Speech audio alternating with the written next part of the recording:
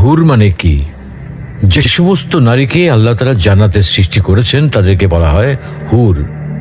জান্নাতের রমণীদের আল্লাহ তাআলা জান্নাতি পুরুষদের জন্য উপহার হিসেবে রেখেছেন।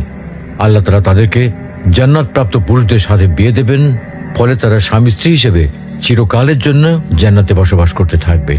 মহান আল্লাহ বলেন, كذلك وزوجناهم بحور عين আর আমি তাদেরকে বড় চোখ বিশিষ্ট হুরদের সাথে বিয়ে দেব। জান্নাতের হুর হবে চিরকুমারী ও সমবয়সের প্রেম সোহাগিনী।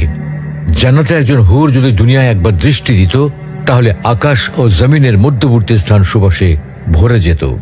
পূর্ব পশ্চিম প্রান্তকে তথা সমগ্র পৃথিবীটাকে সুসজ্জিত করে দিত। প্রতিটি চোখ সব জিনিস থেকে দৃষ্টি ফিরিয়ে তার দিকে চেয়ে থাকত এবং সৃষ্টিকুল আল্লাহর প্রশংসা ও বড়ত্ব বর্ণনা করত। জান্নাতি পুরুষেরা যখনই তাদের দিকে তাকাবে, আনন্দে মন ভরে যাবে। যখন কথা বলবে, ছন্দময় মিষ্টি কথা দ্বারা হৃদয় ভরে দেবে। জান্নাতের রুম সমূহে যখন তারা ঘোরাফেরা করবে, তখন তাদের আলোতে রুমগুলো আলোময় হয়ে যাবে।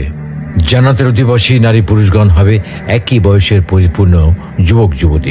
জান্নাতের হুর যখন তার স্বামীর চেহারার দিকে তাকাবে, তখন তার হাসিতে জান্নাত আলোময় হয়ে উঠবে। যখন তারা স্বামীর সঙ্গে কথা বলবে, তখন কতই না সুন্দর হবে সেই কথোপকথন।